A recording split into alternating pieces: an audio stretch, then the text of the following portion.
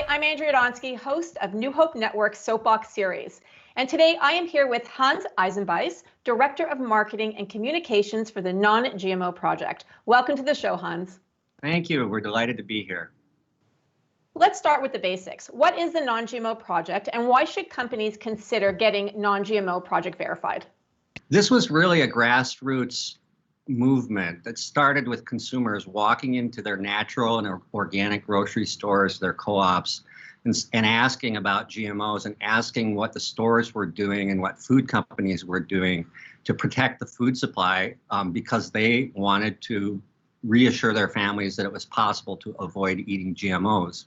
At that time, the USDA itself estimated that about 80% of all groceries contained some kind of derivative of a GMO, and that makes sense because when you've got 90% of North American acreage planted in GMO corn, GMO soy, and canola, and think about all the derivative products that are ingredients, especially in processed foods, and suddenly it becomes very obvious that there's a risk of GMO contamination across the whole food supply. And that continues today. So we started certifying in 2010. And since that time, we went from 0 SKUs to 100,000 SKUs are now verified. And we represent about 3,000 brands. And non-GMO Project Verified product sales are now topping about $40 billion. We're drafting right there with organic. We think we're really complementary to organic.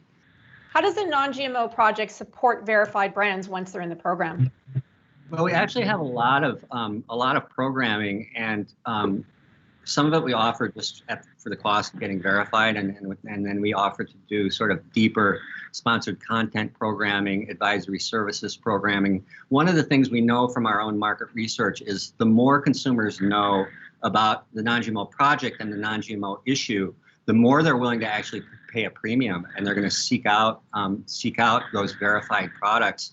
You're going to see sales turns on shelf, but you're also going to see a willingness to pay a premium. And so we tell our verified companies that the more you market around your commitment to things like organic or non-GMO or fair trade, the more it'll pay off and the more price elasticity you'll have. And by the way, it's a great way to distinguish yourself in marketplace from brands that are also verified or certified, right? You can be certified and verified, and a lot of people in our industry now think, well, that's just table stakes. We want to get into Whole Foods, so we have to have that mark. But then we have other brands come in and say, well, why should we get verified or certified? It won't distinguish us from our competitors. And that's actually a kind of a naive view because it continues to be table stakes, and you will be penalized by consumers if they don't see those certs on your products. But B, you can stand out from your colleagues who you're competing with by simply leaning into those commitments and telling your authentic story about why you're committed to non-GMO, for example, is a great way to connect, on that transparency, trust, and authenticity channel with consumers. It's one thing when you have a company saying that they're non-GMO, but it's another thing when you have that third-party verification confirming that they are. So, I agree. Indeed. We often work with companies, and it's simply a process of educating them about how consumers really do put a premium on that cert mark. Mm-hmm. And as I said, when you lean into it and when you tell the story of your commitment to the project, and when they understand that we're a nonprofit we're the only company in the world that we know of that's actually monitoring the biotech industry and watching every time they develop a new seed or a new synthetic biology, who's what's it, we're on it and we're watching it, we're monitoring it, we report to the industry on it. So when consumers understand that about the project, they actually 50% of them are willing to pay a 5% premium or higher. And as those consumers get older, some of our legacy consumers, that number jumps up to a 20%, in some cases a 10 to 20% premium they're willing to pay when they know about that commitment and when they hear companies tell, again, that authentic, high integrity story about their commitment to building a better food system.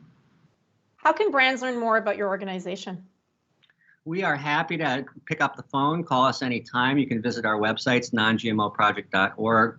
There's a really easy, entry door there to give you the basics about what it means to be verified and give you the broader story about what our mission is, what our values are as an organization, and how you can get the halo effect by working with us and by putting the butterfly on your bag. And anybody, obviously friends in the industry, they can reach out to our client experience team. That would be verification@nongmoproject.org to just get you started. All right, so I have one last question for you. How do you, Hans, and the Non-GMO Project spark change?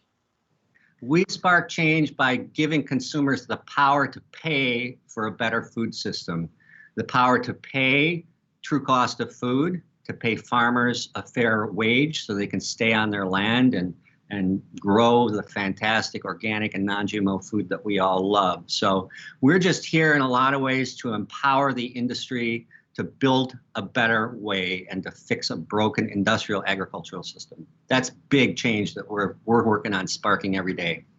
I love that. Well, thank you so much for being on our show today, and thank you for sparking change. Thank you.